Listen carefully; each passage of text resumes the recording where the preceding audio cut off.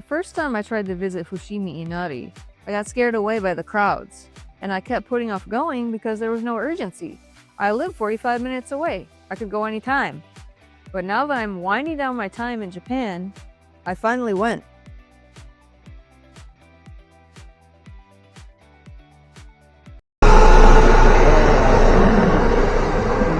Alright, well, I only got about a week left in Japan, so I'm gonna do something I've been wanting to do the whole time. I've been living in Kansai, and that's go to Fushimi Inari in Kyoto. Trying to go early before the crowd, so we'll see how that goes.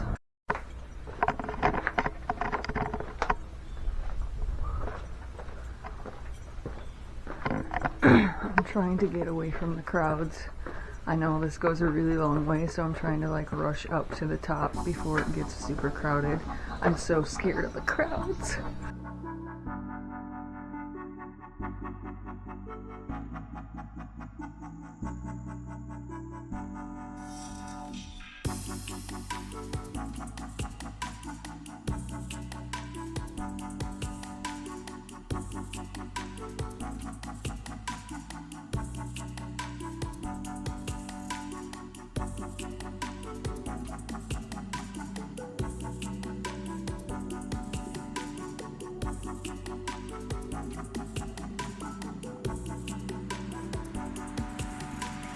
Well, I guess I'm at the top. That didn't take as long as I thought it would, but it's pretty awesome, pretty peaceful up here. Not as many tourists at the top, but it's hopefully not too crazy when I go down. It's so peaceful with this weed whacker or whatever, right? This is really cool though.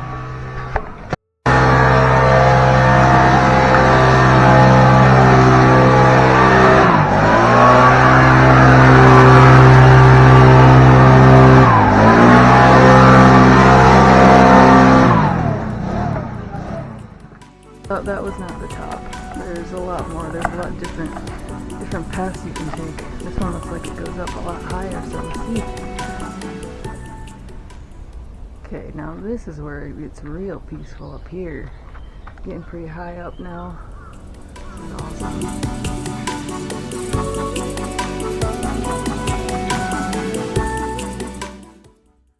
Alright guys, thanks for coming with me to Fushimi Inari. I really loved it, to be honest with you.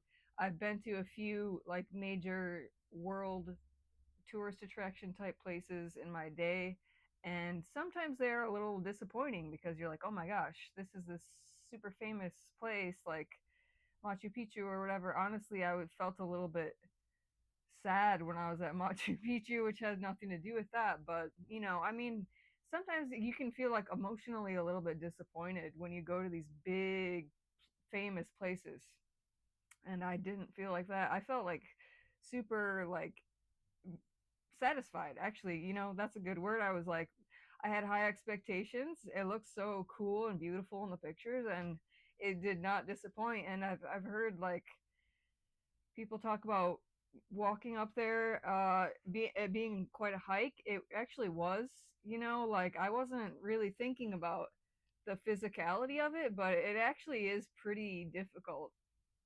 I run a lot, but my legs were sore for 2 days afterwards. This is a few days later when I'm recording this, so I mean, it was like I wish I would have brought some snacks and beverages to keep, you know, my muscle keep my muscles going on the hike. I didn't really eat enough food, so maybe that had something to do with it, but you know what? I loved it, and I'm really glad I went.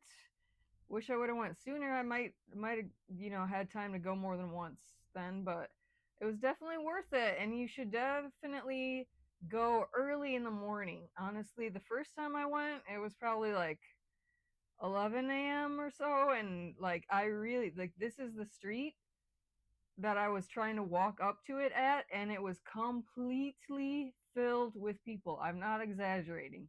The entire street, for at least 500 meters down the street, was completely packed with people. And this is a picture I took when I was there the other day, and it was about 7:30 a.m. and it still was pretty nice, not too many people. So go early, go before 8 a.m. Make sure you have enough time to finish walking before 8 a.m. That's my advice. And the other thing is, I did say you should bring snacks and drinks, but this is how much the vending machines were on the top of the mountain.